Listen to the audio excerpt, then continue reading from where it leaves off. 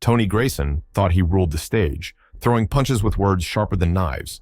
But when Melania Trump walked in, cool as ice and twice as dangerous, the game flipped faster than a viral tweet. What she unleashed left him scrambling, and the entire world watching.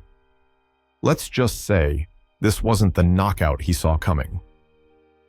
The Manhattan studio buzzed with a mix of anticipation and tension. Spotlights beamed onto the sleek set, every angle perfected for the millions glued to their screens.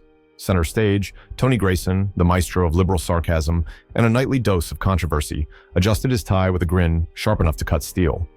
Across from him sat Melania Trump, the picture of composure, her famous stoicism rivaling that of a marble statue. If she felt the weight of the nation's collective eyes, she didn't show it. Tony, though, was in his element. This was his playground, and tonight's game promised to be one for the ages. Ladies and gentlemen, he started, leaning toward the camera with his trademark smirk. Tonight, we have the one and only Melania Trump, former First Lady, advocate for, well, we'll get to that. His quip earned a chuckle from the live audience, and he basked in the applause like a cat stretching in a sunbeam. The banter started light, but Tony wasn't one to linger in the shallow end for long. His eyes sparkled with mischief as he turned to Melania. So, Melania, he began, his voice dripping with mock curiosity. What's it like waking up every morning knowing your husband is America's most viral meme? Does it make breakfast conversations interesting? The audience erupted into laughter, and Tony soaked it in, his grin widening. He leaned back in his chair, pleased with his opening jab. But Melania didn't flinch. Her perfectly poised smile didn't waver, but there was something in her gaze, a flicker of ice that could chill the room. Tony wasn't deterred. In fact, he leaned in further, sensing the challenge. And hey, while we're on the topic, any truth to the rumor that Donald's planning to build another wall, around your house, to keep reality from seeping in?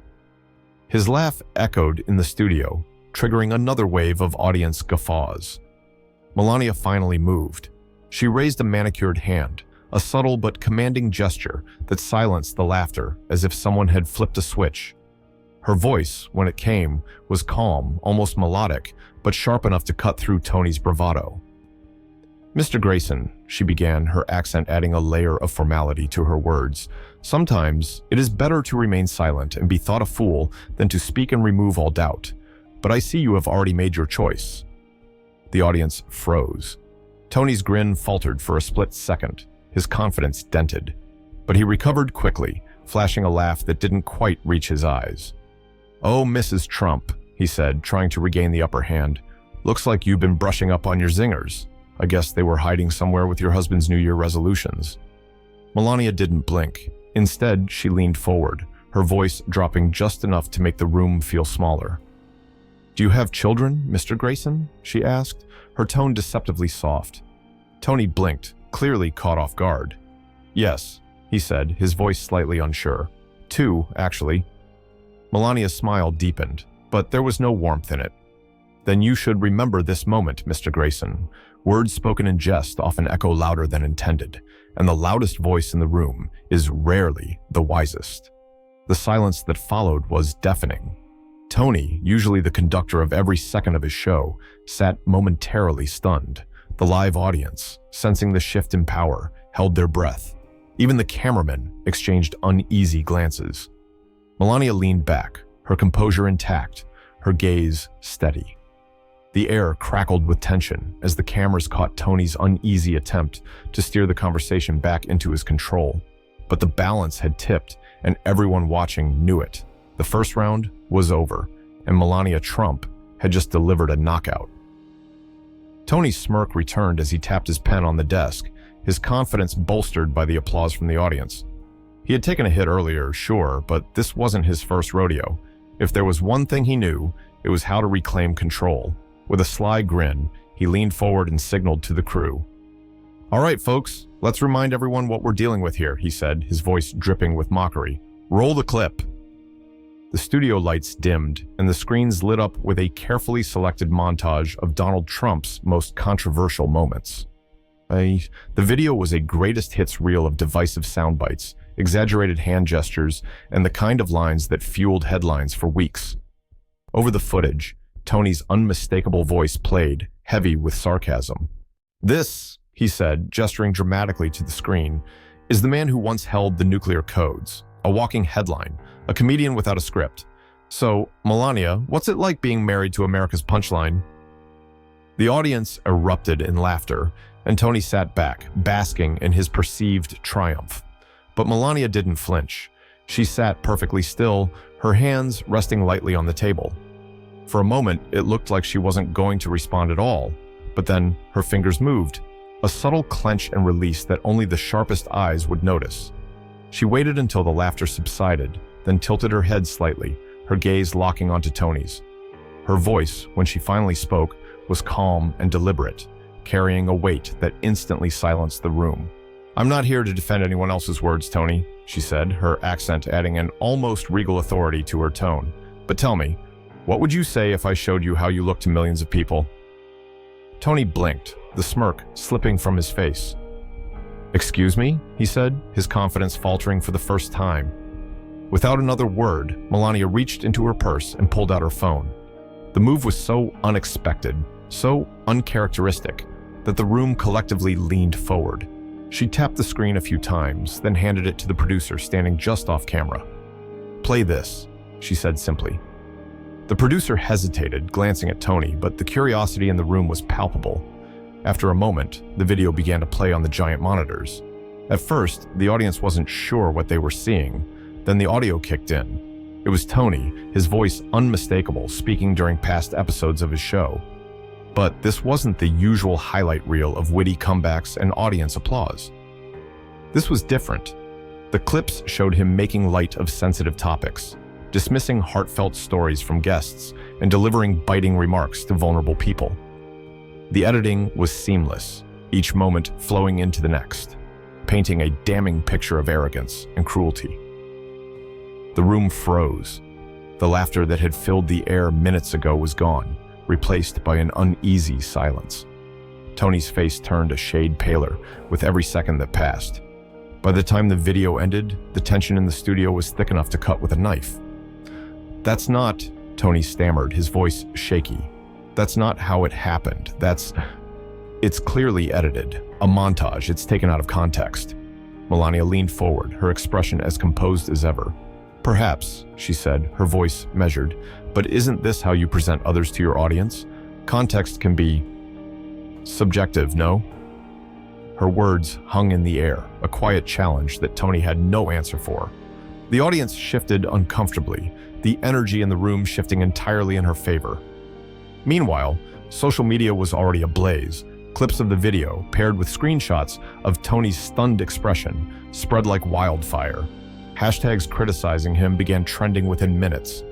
Tony tried to laugh it off, but it was clear his usual bravado wasn't going to save him this time. "All right, Melania," he said, forcing a grin. "You've made your point, but let's not pretend." "My point," she interrupted smoothly, "is that your words carry weight, and when you use them carelessly, the consequences are yours to bear." The audience erupted, not in laughter this time, but in applause. For the first time in his career, Tony Grayson wasn't the one in control of the narrative, and for Melania, the night was far from over. The studio lights came back on, and the familiar theme music signaled the return from commercial break. Tony Grayson straightened his tie and plastered on his signature grin, though the cracks in his confidence were glaringly obvious. He cleared his throat, shifting in his chair as if physically trying to shake off the previous segment. "Well, folks," he began, his tone forced and overly cheerful, "we've had quite the lively discussion tonight, but let's pivot a bit, shall we? Melania, tell us about your recent advocacy work." He sounded desperate, like a stand-up comedian bombing on stage, but refusing to leave the mic. The audience, however, wasn't buying it. The energy in the room had shifted, and the air was thick with the collective realization that the king of late-night snark had been dethroned. Melania sat silently for a moment, her gaze steady and unyielding. Then, as if she could feel the futility of Tony's attempt to steer the ship, she slowly rose from her chair. The room, already tense, seemed to hold its breath. "Thank you for the invitation," she said, her voice calm but laced with a razor-sharp edge of sarcasm. "I hope this evening has been educational for you." The subtle jab wasn't lost on anyone. Tony blinked, his polished exterior faltering under the weight of her composed delivery. Before he could muster a response, Melania turned and began walking toward the exit, her heels clicking against the polished studio floor with an air of finality. But just as she reached the edge of the stage, she paused. The silence was deafening, every pair of eyes fixed on her. Slowly, she turned back to face Tony, her expression unreadable, but her intent crystal clear. "Oh, and one more thing," she said, her voice cutting through the tension like a knife. "My husband is watching this, you know. I believe he's already drafting a tweet." The room exploded. Laughter, applause, and even a few gasps filled the air. Tony's face, already pale, turned an even deeper shade of discomfort. He opened his mouth as if to respond, but nothing came out. The irony of being publicly called out by the queen of silent strength was almost poetic. Melania gave a small, knowing smile before finally exiting the stage. The sound of her departure lingered long after she was gone, leaving Tony standing there, a man stripped of his usual bravado. Meanwhile, the internet was ablaze. Clips of the show were being shared at lightning speed, and hashtags criticizing Tony began trending across multiple platforms. #TonyExposed and #MelaniaWins dominated the discourse, with viewers dissecting every moment of the now infamous exchange. Some tried to defend Tony, calling the video montage an unfair attack. But the overwhelming sentiment was clear. Tony had crossed the line one too many times, and tonight, he'd finally been held accountable. Memes flooded the digital space. One particularly viral image featured Melania's poised expression next to a visibly flustered Tony, captioned, "When grace meets overconfidence." Another showed a mock-up of a tweet from Donald Trump that simply read, "Tony Grayson, sad." By the next morning, Tony's name was everywhere, for all the wrong reasons. Critics, colleagues, and even some of his fans began questioning whether his sharp wit had crossed into outright cruelty. His show's ratings, once solid, took a noticeable dip as advertisers reportedly expressed concern. The following night, Tony returned to his show, visibly humbled. He opened with an uncharacteristically somber tone. "Last night, I let my emotions get the better of me," he admitted, avoiding eye contact with the camera. "To anyone who felt offended or hurt by my comments, I sincerely apologize." It wasn't the triumphant return he was used to, but it was clear he had no choice. The king of late night had been dethroned, and Melania Trump had left the studio, a victor in every sense of the word. What would you have done in Tony's place? Was it fair or too much? Share your thoughts in the comments. Have you or someone you know faced something similar? Don't forget to like and share. This story was created to raise awareness and inspire change. Your opinion matters. Let's make the world a better place.